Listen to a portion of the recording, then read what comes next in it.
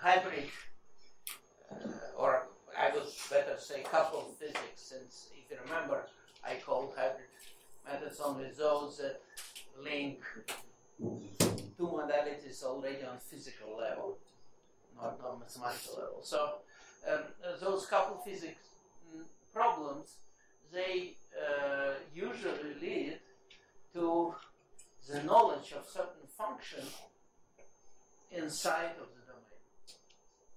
In all tomographic problems, all the data we collect is on the boundary. So you don't get anything that depends on the point inside. And this is one of the reasons that some of the methods are very unstable. And if you, for instance, let me remind you what is ultrasound modulated optical tomography. You have a body, you shine laser beam on this body. It passes through the body and you measure the output on the other side. That's a standard procedure of optical tomography. In standard optical tomography, what you do, you shine in different ways the light, so you have enough measurements. Here we can deal with just one single measurement. So not with one measurement, but I mean with one single beam shining. You don't need to change its direction or anything. So we have this beam shining, and on the other side something comes out, some photons that survive. And what we do, we additionally scan the medium with focused ultrasound light. And as we discussed, we can assume that it is focused. If you cannot focus it well, you can do synthetic focusing. So essentially, what you do, you shine light, it scatters here, comes out, you have detectors here. Actually, what I'm telling you about can work even with a single detector, but it's never a good idea in terms of signal to noise ratio. So what ultrasound modulation does is that you send an ultrasound beam that you focus at certain locations, and we assume that we know well the acoustic medium, so we know sufficiently well where we focus. It's also a lie, since acoustic speed is also not well known, and so we are not sure that we focus there, but we make an approximation. So we focused here, and when we did this, it influenced the photons that pass through this medium, through this location, get tagged. Their phase changes, and this signal can be picked up on the boundary. Usually what you do, this signal oscillates with ultrasound frequency, and you take Fourier transform of your signal and single out the ultrasound frequency, and you see the signal that comes exactly from here. So you get some function. For hx, you measured something. You get a function that depends on x. And in ultrasound modulated optical tomography, the function is, it's not that hard to understand what it should be. So first of all,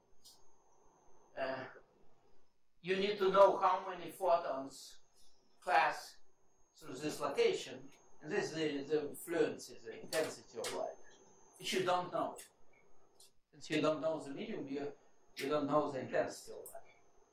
Then it depends on the power, on the ultrasonic power you apply, but you think you know it. So this is a known thing. And then what is this coefficient? This coefficient tells you what is the probability if D, I didn't put the letter here, D is the location where you have your detector. So G of xd is essentially the probability of a photon that started at x to be detected at D. And this is, as probably many know, well, it's some Green's function of differential operator, or linear differential operator. And so that's what we get. That's what we measure. Product of the Green's function between variable location x and fixed location on the boundary times fluency. And both of those definitely depend on optical parameters, on scattering coefficients, on absorption coefficients, And our goal from this extract those coefficients. So it looks already different from our previous demographic problems, where you have coefficients of differential equation and you make boundary measurements. Now you have the same unknown coefficients, but what you have in your hands, the quantities that depends on location, this specific. And you will see examples for other methods where the quantity looks different, but it's always something that depends on your unknown parameters, and you know it throughout the domain. Another example is quantitative photoacoustics. I already mentioned it, but I will to repeat. In thermoacoustic or photoacoustic procedure, if you remember what you recover when I describe this technique, you recover what was the energy, the amount of energy absorbed.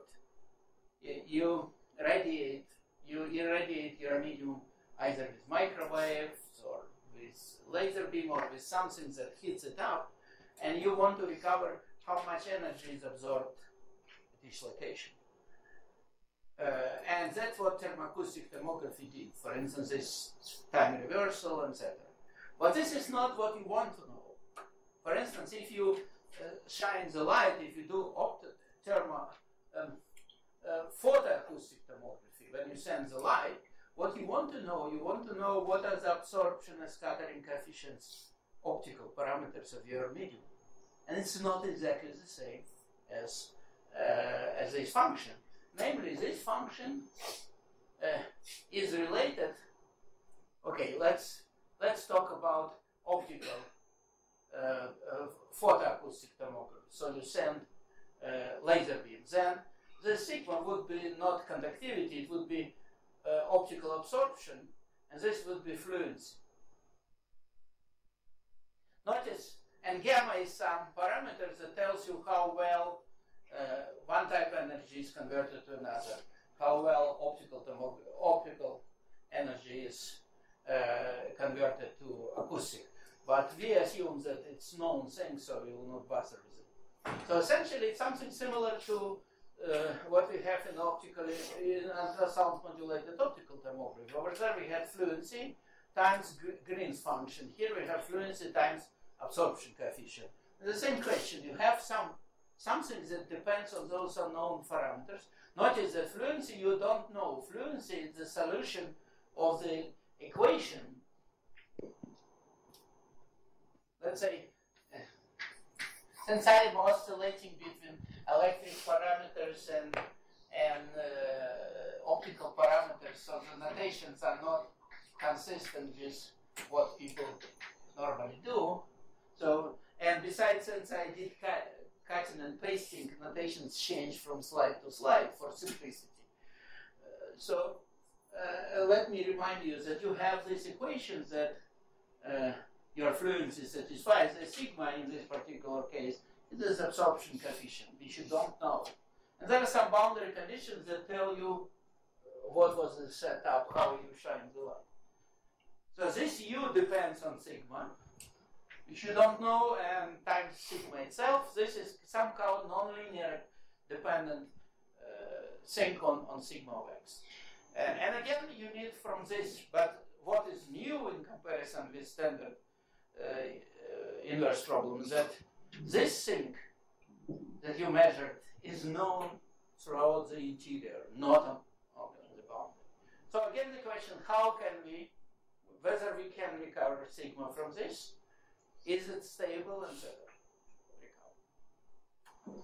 By the way, I'm not sure, someone asked me whether this quantitative second step of photoacoustic tomography has been implemented. I know some labs work on this. Most machines that are used, they only do thermal photoacoustic inversions. They only get this energy absorption function. But the quantity of interest is certainly this light absorption coefficient. And this is in workings. I know that in some labs people work on this. There is a lot of mathematics done, but I'm not sure it's already well implemented in engineering.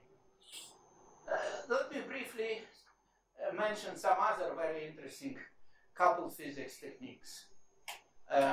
One which is being developed very actively, it's so-called MRE, magnetic resonance elastography. What elastography does, so far we looked at methods that try to recover density, more or less density of the tissue. It's close to CT, X-ray CT, or electrical conductivity, or optical parameters, etc., etc. In elastography, you try to recover mechanical parameters of tissue, for instance, stiffness. And it happens to be extremely important.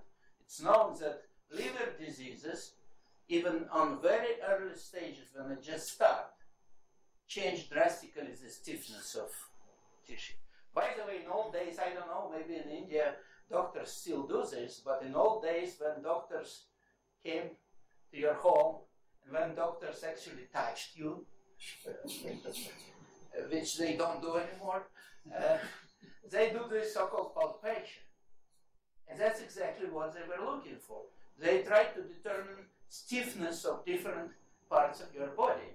And it's a really important thing. But even in old days, they couldn't check stiffness inside of liver. There is no chance they could do this. But it's an extremely important thing, since liver disease is usually diagnosed when it's too late. And even testing, preventive testing, is not done, since what it is, it's biopsy. You don't want to do biopsy on every single person just in case. And even if you do biopsy, you can miss the place. It doesn't have to be everywhere. It could be a spot in the liver. So if you could find the stiffness, it would be a really great thing. And so what the elastography does, the machine creates some push, mechanical push like doctor did, but actually it's much softer, you don't feel it. And this wave propagates through your body. And instead of the elastography, you also measure something outside, some outcome, and they try to determine the stiffness inside. However, then it becomes very unstable problem. It's also kind of elliptic problem, it's unstable. And what is new in MRE, the idea is, if you send this elastic wave, if you could see how it propagates, if you could see displacements inside, you would get this internal information, and then you would end up with a problem with internal information, which is actually a very nice problem to solve. How can you see? One of the ways is using MRI scanner simultaneously with this elastic wave propagating.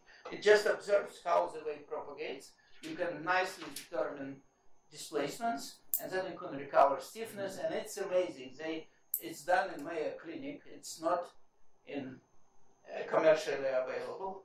I was told, they told me that maybe this year it will be commercially available technique. And they have wonderful results. They have like 95% detection on very early stages when you can do something. Not when you can tell the patient, oh, you have that much to live left. So, but it's expensive. Everything that requires MRI scanner is expensive. There is another version which is already since several months, maybe since fall, is already on the market, and some clinics already buying it. It does the same, except instead of observing propagation using magnetic resonance, it uses ultrasound to observe the wave propagation. And the goal is the same, to determine stiffness. So again, this is a problem with internal information. There are also another ways that have been developed for the last maybe 15 years, how to improve resolution in electrical impedance tomography. And this is, these are various combinations of magnetic resonance imaging and impedance measurements. I will not deal with this. It also provides some internal function of the currents, for instance. And so we deal with the following thing. We have inverse problems with interior information. Most of them came from originally very unstable, very low resolution techniques like optical tomography, for instance. And there is this folklore meta statement that whenever you get such an information, you have a stable problem. Certainly, it's not precise statement. It cannot be totally true. For instance, if you know that you know a function which is 1 everywhere, it doesn't tell you anything about your medium. So, if it is independent on your parameters. But in all techniques used, and they were studied by different mathematical techniques, the outcome is that you have a stable recovery, a stable reconstruction. So there is this folklore meta statement that appropriate internal information stabilizes the problem. What has been appropriate? I don't know. So we set out to try to see whether there is it's kind of very little hopes that you can prove something general like that. But we set out to see whether there is a general principle why, in all those cases that were physically different, that they were studied mathematically with different techniques, completely different, why do we get the same thing? And surprisingly, there is something there. As I said, that in all particular cases it was known. So we set out to look at the following question. So let's say, let us pick specific equation. Let's say this is the equation.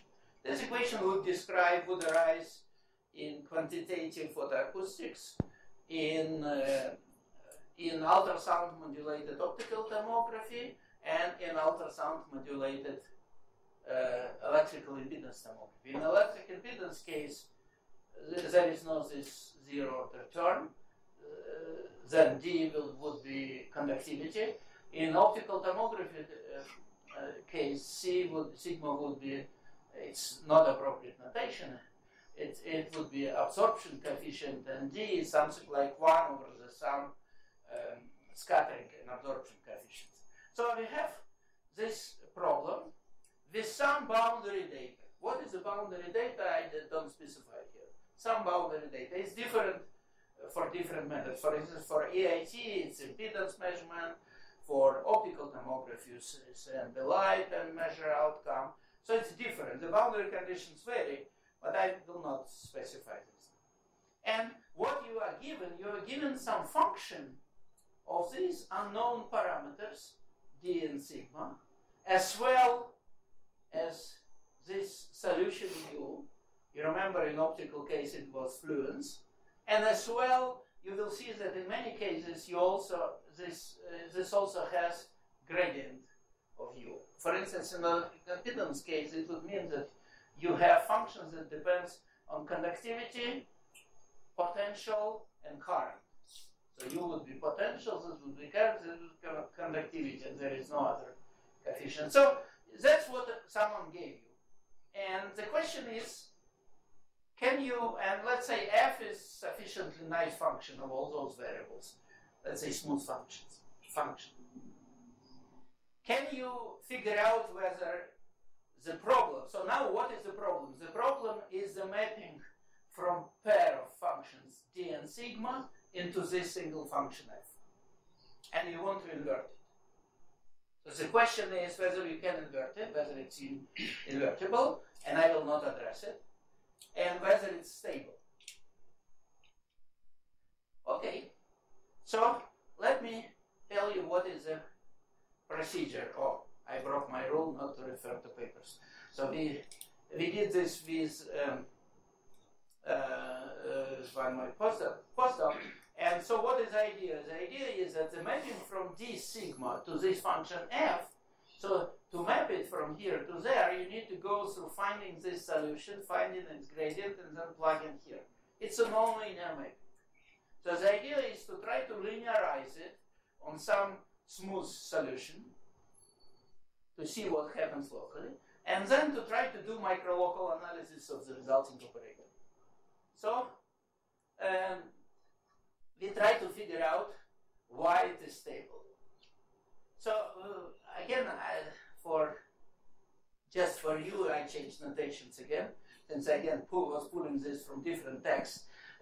Here I just introduced exponential form. For instance, this in electrical conductivity, usually this whole coefficient called sigma, but I want to use log parameters, and in optics this whole thing is called mu, it's absorption coefficient, but I like to denote it by e to the power mu y. It relieves me from conditions, for instance, that conductivity shouldn't be zero, which would make operator non-elliptic. So if I use the conductivity itself, I would have to assume that it doesn't vanish. But in this form, I don't need to assume anything. In other words, I work with a linear space of functions, sigma, rather than some domain with some restriction. It's just technical. So I just work with log conductivity, with log absorption, and there are some boundary conditions. And what we want to do, we want to determine these unknown coefficients, sigma, mu, and maybe in some problems you have more of this. I denote by alpha the whole bunch of unknown. And we want to determine this from boundary data. And again, what we are given a smooth function of those unknown parameters of the solution and of its gradient. It covers all cases that we know. You might think why you shouldn't have anything dependent on a second derivative of u. Mathematicians, I'm not sure engineers could get, but mathematicians should understand why for this equation you shouldn't have anything depending on the second derivative. I will not go into this. This is again the most general case you can imagine. And here are examples of interior information. I will give you examples. For instance, in all those methods, acousto-electrical tomography, magnetic resonance, EIT, these are also current density imaging. These three are combinations of MRI and EIT. And in acoustically modulated optical tomography, you always have the following type of function. That's what you measure. You have gradient, absolute value of gradient to some power. Power in all examples doesn't exceed 2. And you have this, like in the electric case, it would be conductivity in front. So for different values of P, it arises in all those techniques. And let's say we don't have, for instance, in all those, we assume that mu is 0, you only look for this conductivity. Now, this is one example of internal information. And others that you have already seen, it is in quantitative photoacoustic tomography. That's what you have. Conductivity times fluence. This gamma is neglected. It's Green-Eisen coefficient, we think it's null. In acoustically modulated optical tomography, we remember that what we measure fluence times Green's function. So these are examples. And could I ask you a question? Yes. Mm-hmm. Sorry, one question. So, of course, what the information in U is really important. So the sources you use, so this boundary sources you use is going to affect what U looks like in the interior. And that will affect how well you can recover the coefficients. Yes. So can you address that part a little bit? This is the part that I wanted to sweep under the rug.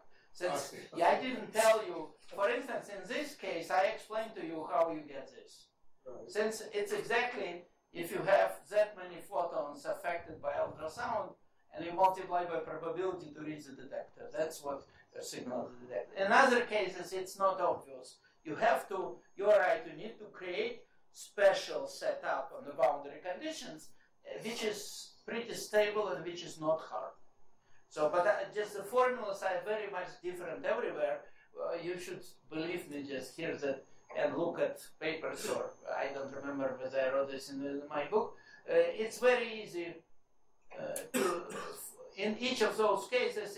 It's simple choice of boundary conditions that gives you the value. So you're right that you have to set up boundary conditions. Your original setup, you operate on the boundary. So choosing proper boundary data, boundary input, you can produce this. So, and I don't want to get into this. It's actually not an issue. It's not hard. It's simple arithmetic. And so why would you see those guys look pretty different, and especially this one. This one looks. It's in all previous cases you see the function is kind of local. The function f, external function, depends on local values of parameters, and this g, Green's function, depends globally on the whole equation. So it's different, but surprisingly in all those cases things go well. So why would it be stabilized? First of all, there was a lot of hand waving, since everyone noticed that it's true, or it's obvious when you don't know what to say. You say obvious because it feels good or something. It is helpful to have. But the first indication, and I already mentioned it, that things might be good, is that localized internal information is exactly what we never have in EIT or for instance, photons after multiple scattering completely forget where they came from. What do we change here? We tag photons that came to certain location, and then we know that the signal was from here. And as I said, several examples were studied separately, and they worked. And here is a simple idea that we tried. I didn't believe it would work, but it did. First, we linearize. So we have this mapping, nonlinear mapping, for our unknown parameters to this internal function. We linearize it, let's say around some. So all consideration is kind of local here, even linearized local. So this nonlinear mapping we linearize. In other words, you need to differentiate with respect to this function. Here comes some mathematical property. You need to prove that this mapping in the appropriate functional spaces is differential. Mathematicians can be bothered by this. For engineers, I tell you that it is. In all those cases, it's not.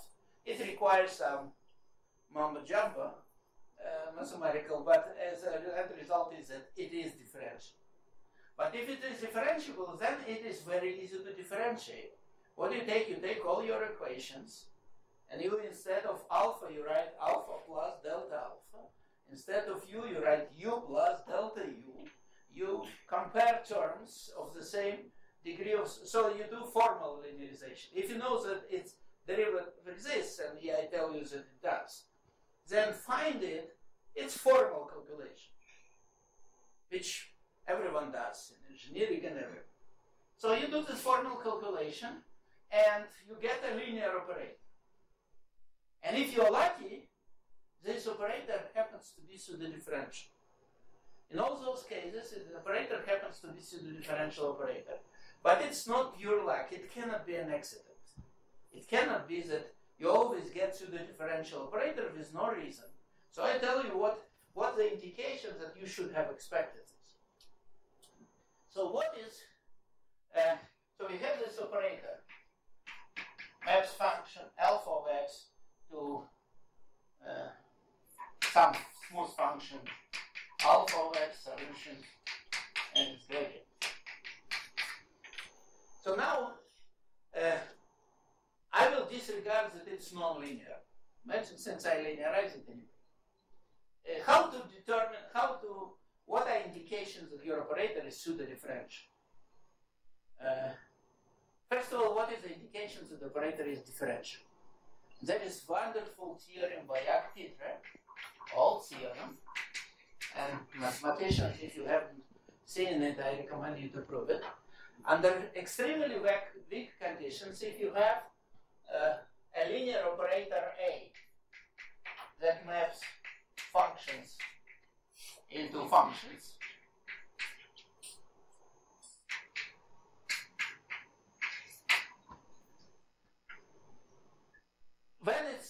with differential operator. If it were differential operator, what would happen? It wouldn't increase supports of functions. In other words, differential operator, if the function is 0 on some open set, you differentiate, it's still 0. So if it were differential, you would have to have the following property. Support of AF is in support of F. So in other words, where function is 0, all derivatives are 0. The wonderful theorem of Petre is that whenever you have linear operators that does this, it is differential. So there is nothing else. There is no other way to get. It's called locality. I'm cheating a little bit, at least in bounded domain it's true. But pseudo-differential operators, they don't do this, since otherwise they would be differential, but they do the following. Singular support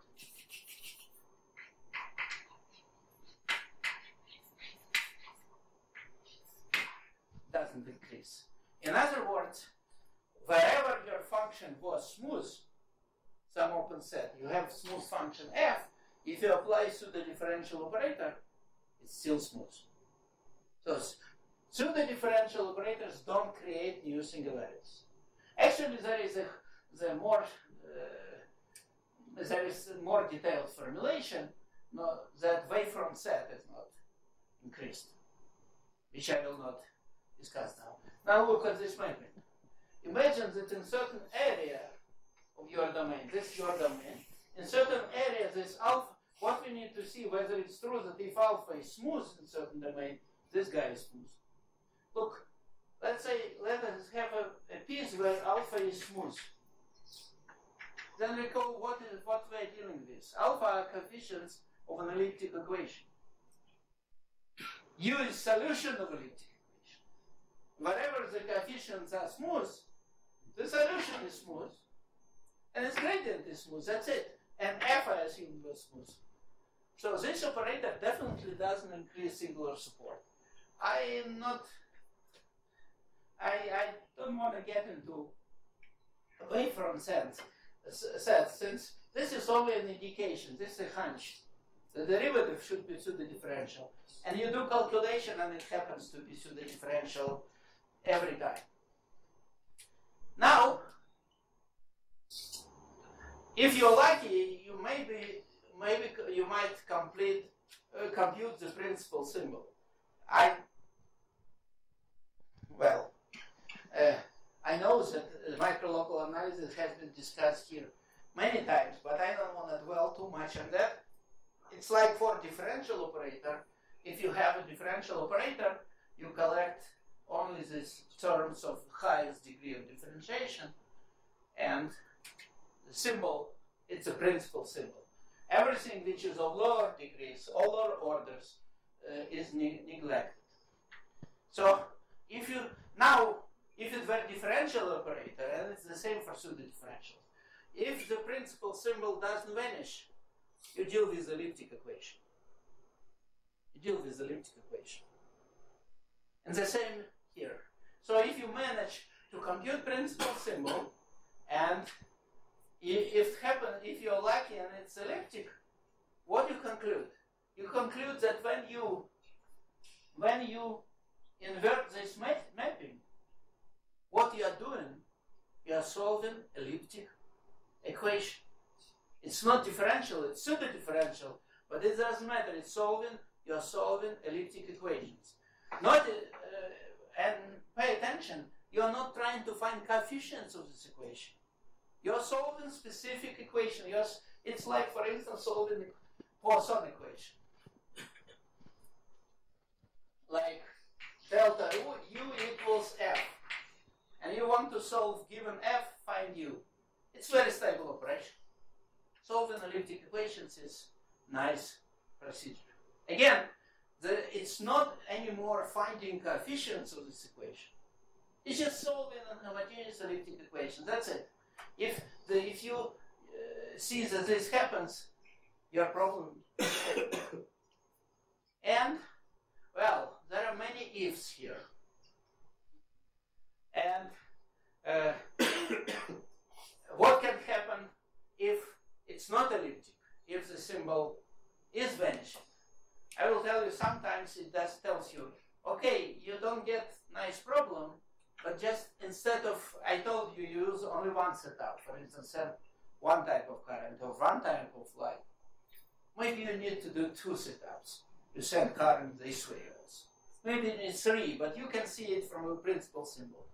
So if it's not elliptic, it tells you, well, you need to add more measurements, and you will be just fine.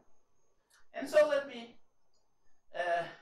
before I show you examples where it works, let me discuss how convincing it is. So I claim that this is an argument for stability. But there are caveats here. What we need to do, what we need also to have, I will also establish that the derivative is elliptic, which shows stability estimates, but it doesn't mean that there is a unique solution. Elliptic equations can have finite dimensional kernel.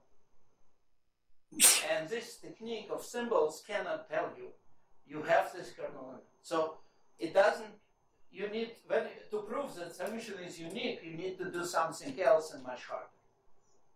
But at least it tells you that it is almost invertible up to finite dimensional kernel and with nice stability. So you need to prove that zero kernel, that the derivative has zero kernel. And it's hard thing. We have some, and other people have some results, but it is like if you have an elliptic equation in bounded domain, you know that it creates a Fredholm operator. That's easy, all across the board. But if I ask you, does it have kernel or not, the only thing you can say, oh, maybe it has only finite dimensional. And specific equation, does it have kernel or not, it is extremely hard to determine. The same here. So we don't do this. Secondly, how do you prove? So if the derivative has zero kernel, what you have, the derivative, the linearization, is a nice operator. Invertible, nice derivative operator. What do you do? How to go to nonlinear equation back? You use implicit function theorem somehow. If the derivative is nice, you conclude that locally your nonlinear mapping is nice. Well, nonlinear theorems, implicit function theorems that needed in this case are hard.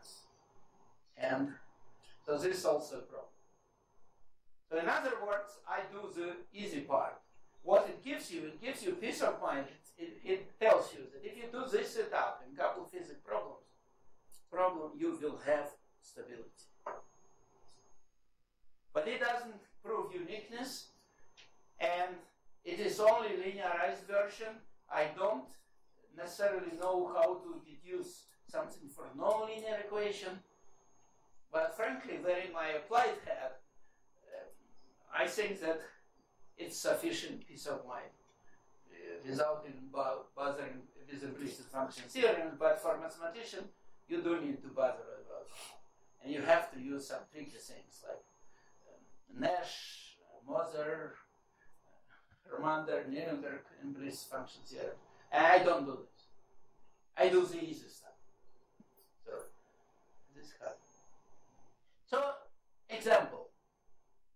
So I told you that in several methods, this is the information that you get. Now, what can I tell you about this? The result shows that the smaller p is the better.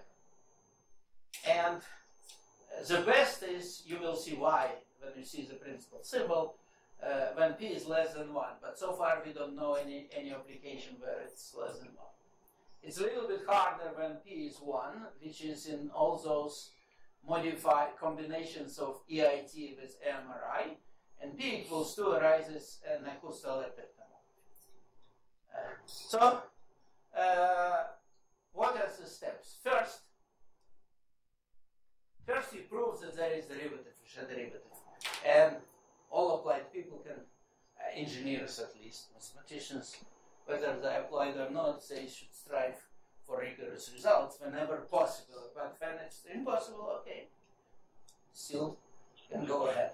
So the derivative exists in appropriate spaces, and when you do the calculation, again, I told you that calculation does formally. You do formally. You put in all perturbations with u plus delta u, sigma plus delta sigma, plug into the equation, collect terms on each side, how it's always done. And when you do this, you will discover that if you linearize near a smooth conductivity sigma naught, and the current that you created with this conductivity would be u naught of x, then here is this principal symbol. Principal symbol, it depends on the special variable and Fourier variable, frequency variable, as always. And it is, if you look at it, you need to see what homogeneity it has with respect to psi. So what is what here? This thing is clear. This also is written. 1 minus p cosine. What is theta of x psi? Psi is a frequency, a wave vector psi, and this theta is the angle between your current and this vector psi. The angle between current and psi. And so cosine of this angle equals. Now, cosine of the angle is homogeneous of order 0 with respect to the direction. You stretch psi, it doesn't change the angle. So this is pseudo-differential operator of order 0. Now, what we need to know, and this is a principal symbol. Well, for instance, let p be less than 1. If p is less than 1, what can vanish? This guy never vanishes. It's exponent. This guy, you need to make sure that your setup is such that the current that you create through unperturbed medium, it never vanishes. And C is. And what can vanish then? Only this thing. But look, this is 1, this is p less than 1 times cosine. It can never vanish. That's it. So if p is less than 1, recovery of sigma from this function is an elliptic, requires solving an elliptic pseudo-differential equation of order 0. Order 0 means there is no smoothing at all. If you apply it to a function, the result is as smooth as the function itself. So there is no bad stuff, so no instability at all. So that's what happens. Well, life is not always that good, since if you look at this, what if p is bigger than 1? Then there will be places when this factor vanishes. And then now the idea is, what if we use several different current patterns, creating them from the boundary, in such a way that there are no common zeros between those symbols. So you will have symbols, one of them will have the following factor, 1 minus p cosine theta 1 x psi, where theta 1 x psi is the angle between your first current and the vector psi. But you create another current, u2 of x, such that 1 minus p cosine theta 2 of it. That's the symbol. If you can make sure that these two guys don't have simultaneous 0, then you have the following. It's not scalar operator anymore, it's vector operator. It's a vector of 2 components.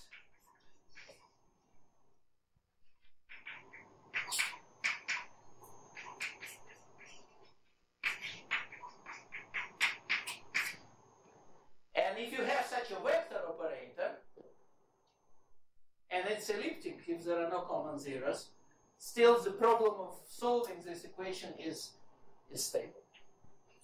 And moreover, you can write what is called parametrics. Since you know the symbol, you can just divide by this symbol, and you have symbol of kind of quasi-inverse. You will have an operator which will invert up to smooth terms. So with no work at all, you can recover at least, for instance, singularity. So, Peter, you have that reference set of f is the same as reference set of sigma in this case, when p is say for less than 1? But that's a nonlinear problem, right? Yeah. I'm talking now about, I've linearized everything. I told you the truth. I did complete disclosure. I don't know how rigorously go back to nonlinear problem. I have linearized, and it's not f, it's differential of f looks like this. Differential of f is pseudo-differential operator with this principal symbol. So I'm only working with linearized problem. And I leave to smarter people to deduce rigorously that then nonlinear is also stable. I'm just wondering about the type of symbol. It doesn't look as though you get any decay at all if you differentiate with respect to the frequency of size. It doesn't look as though you get any decay in the symbol if you differentiate with respect to its size. Let me see.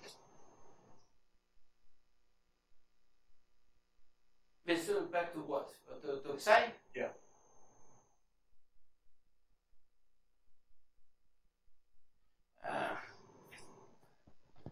Let me write it different way.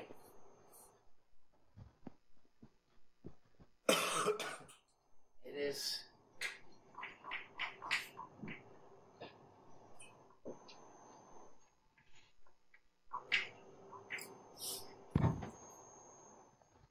that's what it is. Is it the best simulator?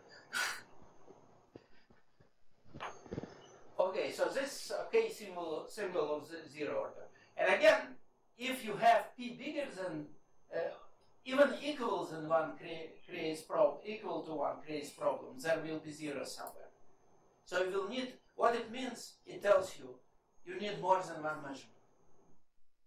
And this can be studied completely, and for instance, when p is 1, you need two currents for which you can guarantee that they are never parallel inside.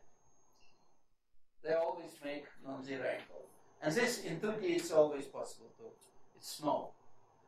And when p is between 1 and 2, you still need two non-parallel currents, but you need to do something else, which I don't want to discuss. Don't want to get into this discussion again. You can deal with two non-parallel currents. So the thing is that you get pseudo-differential operator. You look at its symbol. If it's elliptic, you're done. You already know that your problem, hybrid problem, is now stable. Moreover, since you see what is the order of the symbol, like here, the symbol has the symbol is order 0. You exactly know how much smoothing you have or don't have. So you have all this information.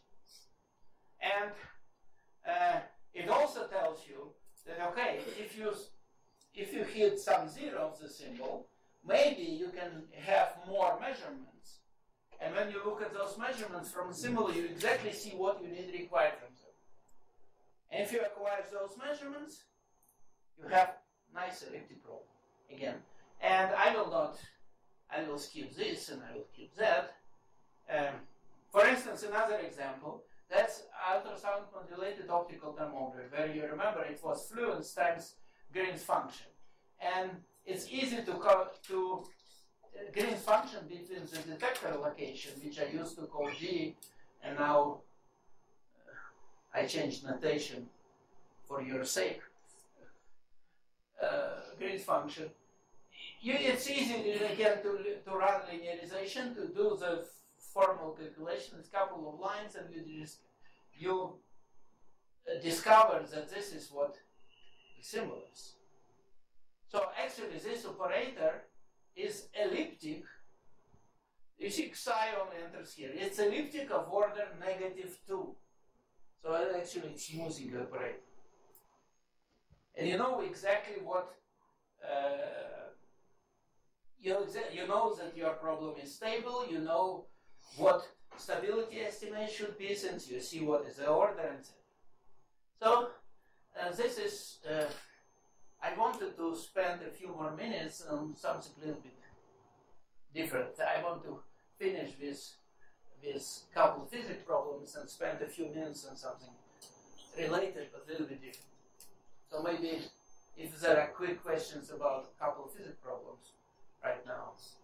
If not, I can answer them later. What I want to do, I want to return to the question of instability. Remember, my point was that if singularities don't propagate from inside to the boundary, so you don't detect them into your data, you deal with smoothing operator and it's unstable. It's very unstable. However, after all those lectures with micro-local analysis, you should understand that the word singularity doesn't mean much. It means that your function is not smooth at certain point. It's not the infinity. But we now know that it could be non-smooth in different ways.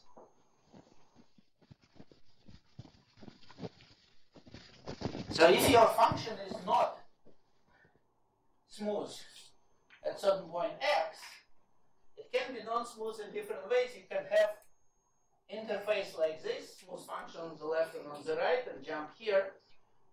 Or you can have interface like this, smooth function here, and jump over there. They are all both non-smooth here, but in different ways. And we know that wavefront set or function tells you exactly in which way. So for instance, for interfaces, I will not remind you the whole definition. You have seen it already many times. But for tomography, it's sufficient to understand the following. If it's actually interface, which is the main thing you see in tomography, you at location x, then the vector normal, if you take normal vector, which is conormal, then this point will be in wavefront set of your function. So it's more detailed information. And then the question arises, could it be that some types of singularities do propagate above boundary and some don't? And then this would mean that some of the interfaces you will be able to see, but some will blur.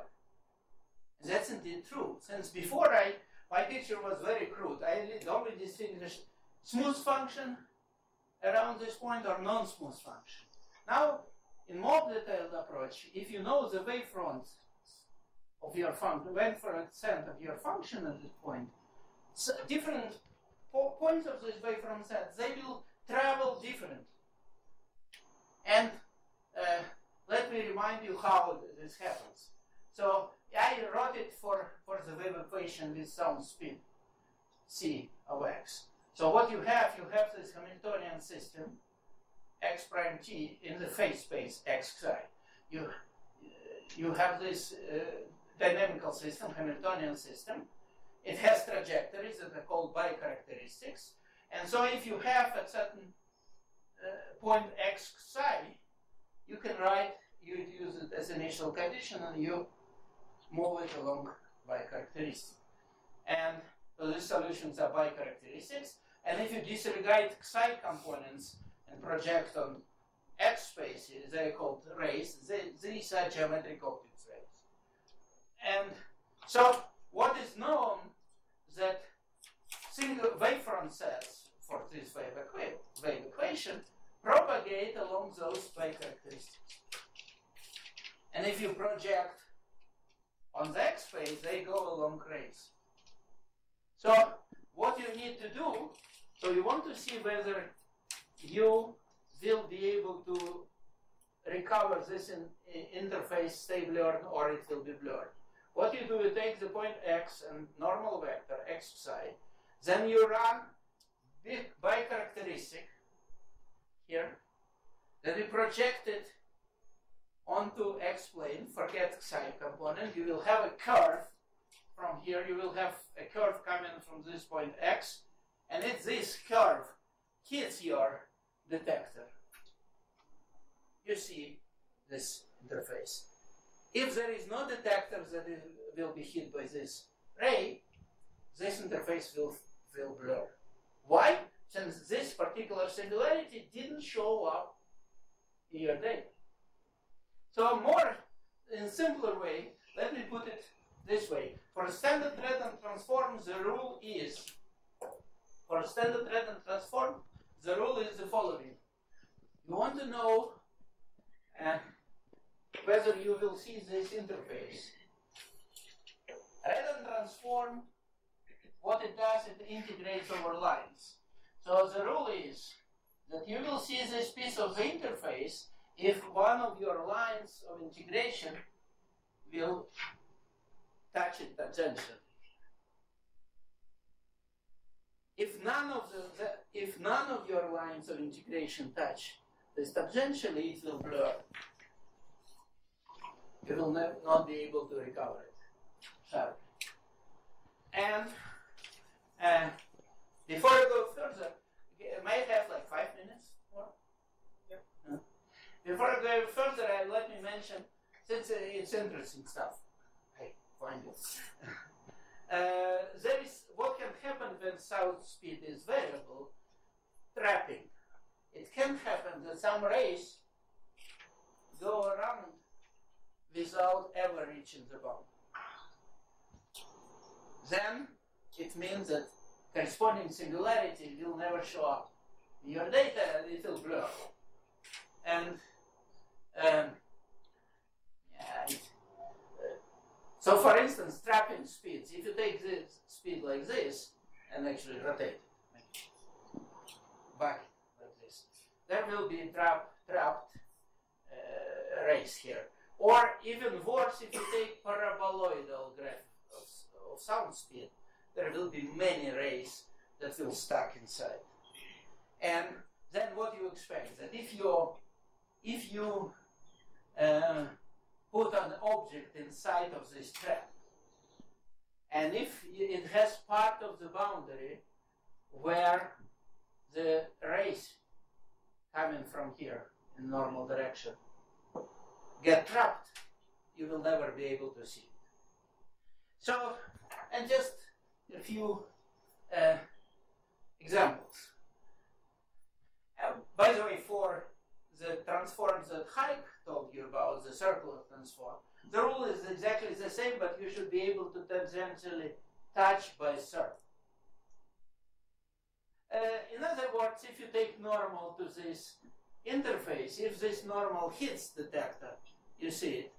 If it doesn't hit any detector, you don't. So, for instance, here are the examples. So here is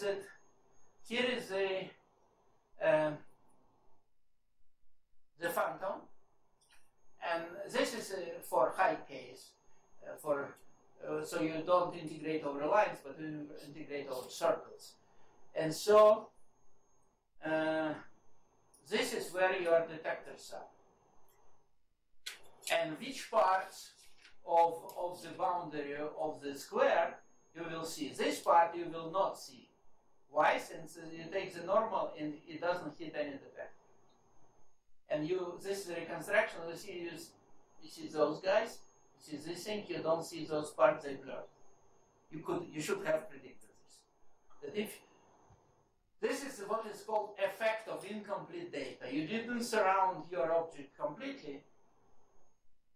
And then the simple geometric rule tells you that there are pieces of the boundary such as the normals don't hit any detector. Then those pieces should blur. They do.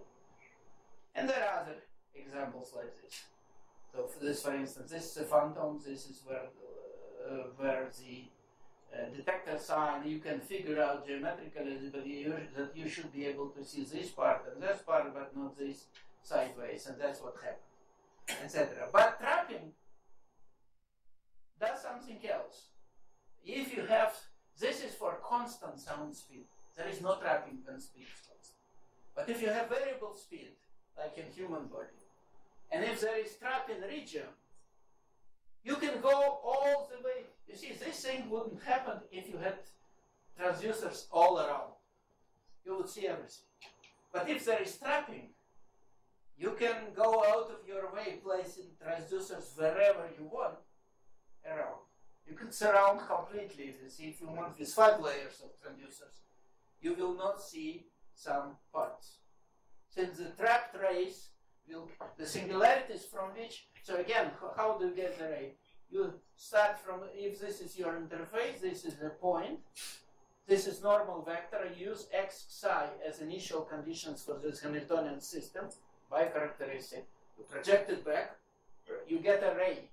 And if this ray happens to be trapped, this means this part of the boundary will be blurred, even though you have a delusion that you have full view. You will not have full view. Some parts will be hidden. So this is, for instance, here. This is nice example. That's a function, and you have full view. But if you look carefully here, this part of the boundary and that part of the boundary, they are not resolved. They're blurred here. These are sharp, but these are blurred. And the reason is that if you start with this point in normal direction, in this particular example, the ray goes around, just a circle. So it never escapes to the boundary. So you don't see it. So this is the theorem I mentioned.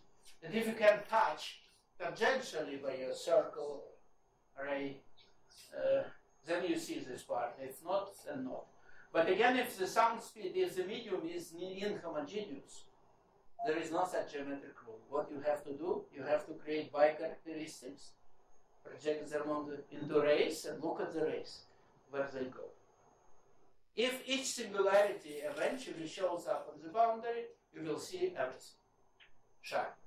If some rays never reach the boundary, this means the sum of the interfaces will be blurred. That's essentially those that are orthogonal to those rays. They will be blurred. Okay, I think, no, that's, this I skip, and I wanted to thank the organizers. This is the last day. I think it's wonderful school, and I like very much communicating with all of you, and I want to thank the organizers for running this event.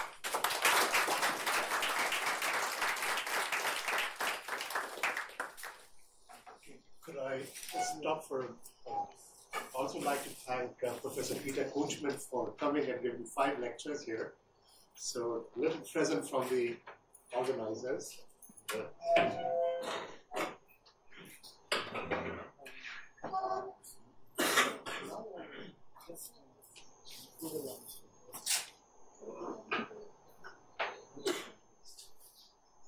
So thank you very much for very interesting. Thank you. I can guess, according to the size, these are probably just bills. And these are bonds. Use your hybrid imaging to guess what. Sorry? Use the hybrid imaging. Use hybrid imaging to find out what's inside. I'm very crude, I will just open.